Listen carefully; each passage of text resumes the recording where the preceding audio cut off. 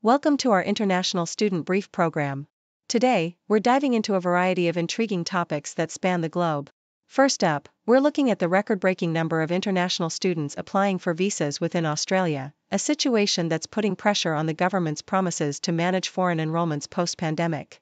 Next, we'll explore a growing trend among older adults who are choosing to take a golden gap year, embarking on adventures and volunteer work abroad to enrich their lives and broaden their horizons.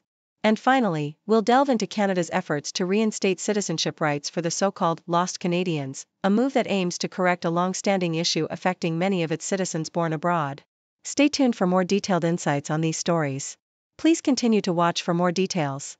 In an era where the world is more connected than ever, the dynamics of travel, education, and citizenship are undergoing fascinating transformations.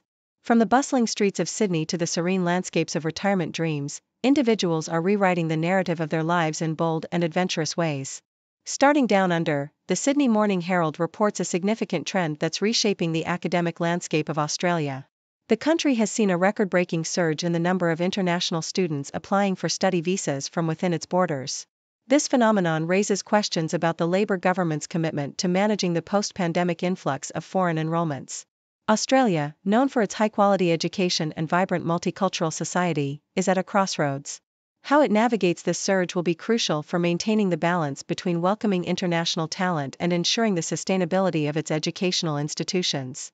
Across the globe, an equally compelling narrative is unfolding, as reported by The Telegraph. The concept of a gap year, traditionally reserved for young adults seeking to broaden their horizons before embarking on their career paths, is being redefined. Older adults, often empty nesters or those in midlife seeking a resurgence of adventure, are increasingly taking what's been dubbed a golden gap year. Organizations like the Leap Midlife and Projects Abroad are at the forefront, offering tailored travel and volunteering experiences designed for the more mature adventurer. This trend is not just about travel, it's a profound statement on life, priorities, and the pursuit of fulfillment at any age. The stories of those who've embarked on these journeys are both inspiring and instructive. Claire Brown and her husband Mike traveled the world, finding that in many cultures, older individuals are respected and revered, offering a stark contrast to the often youth-centric Western societies. Sarah McDonald, at 70, volunteered across Mexico, Peru, Cambodia, and Vietnam, funding her travels through her pension. Then there's Izzy and Phil Kelly, who transformed their gap year into a lifestyle, traveling in a motorhome and sharing their adventures through their blog, The Gap Decaders. These tales not only showcase the possibilities that lie in the golden years but also highlight the logistical considerations, from travel insurance to budgeting, that make such dreams attainable. Meanwhile, in Canada, a different kind of journey is underway, one that involves navigating the complexities of citizenship and belonging. The Globe and Mail sheds light on the Canadian government's efforts to address the plight of lost Canadians through new legislation. This move comes in the wake of a court ruling that highlighted the challenges faced by Canadians born abroad, who were stripped of their automatic right to citizenship due to a 2009 legislative change. The proposed bill aims to reinstate citizenship rights by requiring Canadian parents born outside the country to demonstrate substantial ties to Canada before passing on citizenship to their children born overseas. This legislation could potentially impact an estimated 3 million Canadians living abroad, redefining what it means to belong to a nation. These stories, from the academic aspirations of international students in Australia to the adventurous spirits of older gap year travelers and the quest for belonging among lost Canadians, reflect a world in flux. They speak to the human desire for growth, adventure, and connection, transcending traditional boundaries and expectations. As we navigate these changing landscapes, the lessons learned and the stories told will undoubtedly shape the future of education, travel, and citizenship in the 21st century. In the intricate tapestry of global commerce and cultural exchange, Japanese tatami makers are weaving a new chapter, as reported by Nikkei Asia.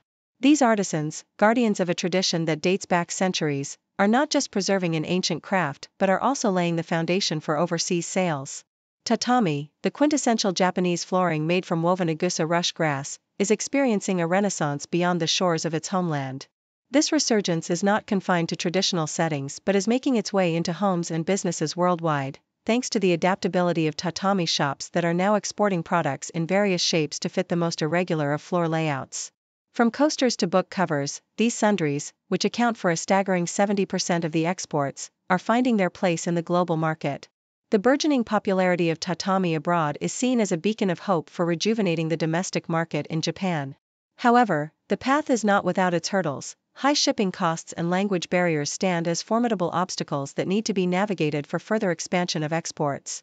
Meanwhile, a different facet of Japan's international economic activities is highlighted by Nikkei Asia, revealing that Japanese corporations have kept a whopping $67.8 billion of overseas profits abroad in the last fiscal year.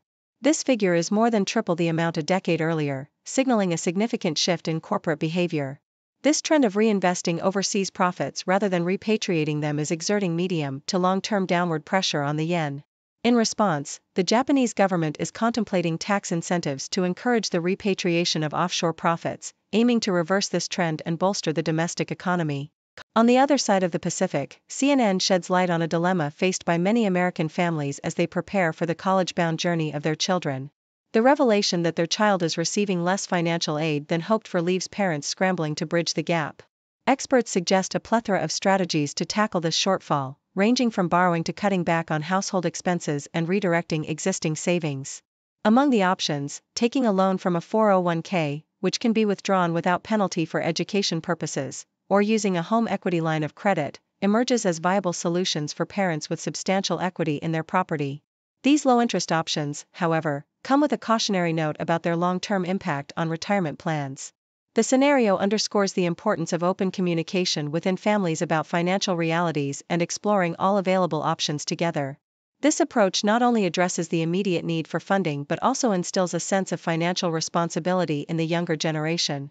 These stories, though distinct in their contexts, ranging from the global expansion of traditional Japanese crafts to corporate financial strategies and the personal financial planning of American families, each highlight the interconnectedness of our world.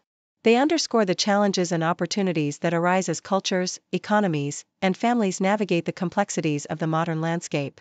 Whether it's the tatami makers of Japan reaching out to global markets, Japanese corporations strategizing on overseas profits, or American families planning for their children's education, each narrative contributes to the rich mosaic of our global community.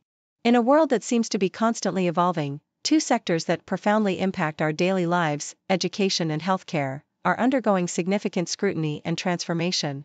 From the corridors of the U.S. Department of Education to the clinics in Mexico, and into the classrooms across the United States, individuals are facing challenges and seeking reforms to better their futures and the world around them. Starting with the realm of education, a pivotal program aimed at providing relief to public service workers by forgiving their student loans has hit a temporary snag. According to the New York Times, the U.S. Department of Education has paused the processing of applications for the Public Service Loan Forgiveness Program as of May 1. This pause, expected to last about 2 months, comes at a time when the department is updating its systems to enhance the program's efficiency. Although borrowers can still submit their applications, the delay in processing has sparked concerns among public service workers who were looking forward to easing their financial burdens. The transition of the program's management to a central dashboard on studentaid.gov aims to provide borrowers with more transparent and up-to-date information on their status. However, the pause has understandably left many feeling anxious about their financial futures. Venturing south of the U.S. border, the quest for health and well-being has led some Americans to seek treatments not approved in their home country, with dire consequences. Yahoo US reports on a concerning trend where individuals seeking stem cell injections in Mexican clinics have contracted severe bacterial infections. Specifically, 3 Americans were infected with Mycobacterium abscessus, a drug-resistant bacteria, following such procedures. These incidents underscore the risks associated with undergoing medical treatments abroad, especially in facilities that may not adhere to the stringent regulatory standards of the U.S. Food and Drug Administration. The allure of potentially groundbreaking treatments has, unfortunately, exposed patients to significant health risks, highlighting the need for more rigorous oversight and public awareness. Meanwhile, back in the United States, a different kind of awakening is taking place among the youth. The Toronto Star brings to light the growing frustration among high school students over the lack of comprehensive climate change education in their curriculums. Students and advocates are pressing for change, arguing that the current educational content on climate change is insufficient and, in some cases, restricted by state legislation. Efforts to introduce bills requiring the teaching of climate justice in states like Minnesota have stumbled, prompting students to shift their focus to advocating for change at the local level. These young activists believe that understanding climate change and its implications is crucial for their generation, yet they find themselves battling against time and legislative barriers to make this education a standard part of their learning experience. The challenges faced in these diverse areas, student loan forgiveness, healthcare safety, and climate change education, underscore a broader theme of individuals and communities striving for betterment against systemic hurdles. Whether it's public service workers awaiting relief from their financial burdens, patients seeking safe and effective medical treatments, or students demanding a more relevant and comprehensive education, the common thread is the pursuit of positive change. As these stories unfold, they not only highlight the specific issues at hand but also reflect the resilience and determination of those fighting for a better future. In a bold move to safeguard the integrity of Australia's education system, the federal government has taken a firm stance against private training colleges that exploit the visa system by recruiting fake overseas students. The Sydney Morning Herald reports that these institutions have been issued a stark warning: clean up your act within 6 months or face the revocation of your licenses. This crackdown is part of a broader effort to tighten regulations and reduce the nation's migration intake, with offshore student visa grants already reduced to 223,000 since July, a significant drop from last year's intake of 370,000. The government's determination to weed out the bottom feeders of the university system underscores a commitment to ensuring that education remains a realm of genuine learning and opportunity, rather than a backdoor for questionable immigration practices. Meanwhile, the judiciary is under scrutiny as well, with Yahoo US shedding light on a controversy involving Judge Aileen Cannon of Florida. Cannon, who is presiding over a high-profile case against Donald Trump regarding the possession of secret documents, has raised eyebrows for her participation in a 2021 colloquium alongside other judges at the Sage Lodge. The issue at hand is not just her attendance but her failure to file the mandatory privately funded seminar disclosure report. This omission has sparked concerns about transparency and the potential for undisclosed influences on the judiciary, especially given Cannon's connections to Leonard Leo and his organization, which is known for its ties to billionaires supportive of Donald Trump. The lack of disclosure has left the public in the dark about who funded Cannon's attendance and the nature of the discussions at the seminar, raising questions about the integrity of judicial education and accountability.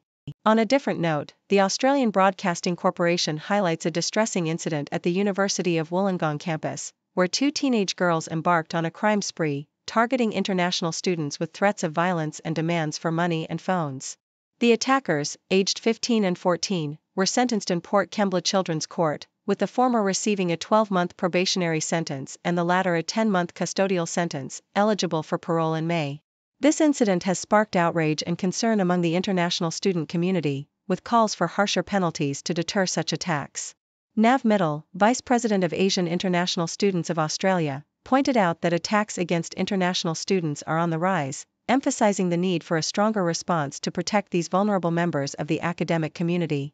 These stories, from the crackdown on exploitative education practices to concerns over judicial transparency and the safety of international students, paint a complex picture of the challenges facing Australia's education and legal systems. They underscore the importance of integrity, transparency, and safety in maintaining the trust and confidence of the public and the international community. Whether it's ensuring that educational institutions serve their true purpose, holding judges accountable for their affiliations and activities, or protecting students from violence, these issues demand attention and action to uphold the principles of fairness, justice, and opportunity for all. In a world where turmoil and conflict have become all too common, governments are finding themselves in desperate need of manpower to bolster their military ranks. 2 distinct yet parallel narratives emerge from Myanmar and Ukraine, each grappling with the challenges of conscription amid ongoing conflicts. These stories, as reported by Nikkei Asia, The Globe and Mail, and Al Jazeera, offer a glimpse into the complexities and consequences of such policies on the lives of ordinary citizens. In Myanmar, the military government's recent actions to resume processing permit requests for male citizens seeking to work abroad, as detailed by Nikkei Asia, underscore the dire economic and social pressures facing the country. Earlier this month, the government temporarily suspended these applications, a move perceived by many as an attempt to prevent a mass exodus of young adults trying to escape the potential of being conscripted into the military. The suspension raised concerns and speculation, with some believing it was a tactic to scrutinize the backgrounds of those wishing to leave Myanmar. Despite the halt, the government continued issuing special identification cards to citizens authorized to work abroad, signaling that while travel was not outright banned, it was being closely monitored. This scenario highlights the military government's priorities, controlling the movement of its citizens while ensuring the flow of much-needed foreign currency into the country. Meanwhile, in Ukraine, a different but related challenge unfolds. The Ukrainian government, in its efforts to bolster military manpower, has passed a new law requiring all men aged between 18 and 60 to provide their personal data to military recruitment centers, as reported by the Globe and Mail. This move has led Ukrainian consulates worldwide to temporarily cease providing services to military-age male citizens. The implications of this are profound, with men who visit Ukraine to pick up new passports potentially being barred from leaving. Critics argue that this law will do little to enhance military manpower and may instead drive a wedge between Ukrainians living abroad and their homeland. The response from the Ukrainian diaspora to these measures has been one of frustration and concern. As Al Jazeera reports, many Ukrainian men living abroad are slamming the plan to deny embassy services, viewing it as a coercive attempt to force them into military service. The suspension of consular services for military-age men means that accessing essential documents like passports and driver's licenses is contingent upon updating their data at local conscription centers in Ukraine, a requirement that essentially traps them in their war-torn country. This has caused tensions to rise between the government in Kiev and the Ukrainian diaspora, with many feeling overlooked and undervalued despite their efforts to support Ukraine during its ongoing conflict with Russia. The stories from Myanmar and Ukraine, while occurring in different parts of the world, share a common theme: the struggle of governments to maintain control and bolster military ranks in times of conflict, and the profound impact these efforts have on the lives of their citizens. In Myanmar, the focus is on preventing young adults from fleeing potential conscription, while in Ukraine, the government seeks to draw in those already abroad. Both strategies, however, have stirred controversy and highlighted the delicate balance between national security needs and individual freedoms. As these countries navigate their respective conflicts, the global community watches closely, witnessing the unfolding human stories behind the headlines. Thank you for tuning in. The content above showcases the latest briefing reports and analytical synopses, thoughtfully curated by the 6Do team. These insights stem from a wide array of reputable media outlets, think tanks, government sources, and specialized experts worldwide. We encourage you to explore these sources for a comprehensive perspective. Keep in mind that while the content may not always align with the official standpoint of 6Do Brief, it's not meant to be taken as absolute directives for decision-making. Comprising seasoned media professionals, learned scholars, and accomplished scientists, the 6Do team embodies a trailblazing, fully independent media entity. To customize 6Do Brief to meet your professional needs, you have the option to subscribe to a diverse array of briefings on our website, 6dobrief.com. Regardless of your location, you can conveniently receive 6Do Brief via email.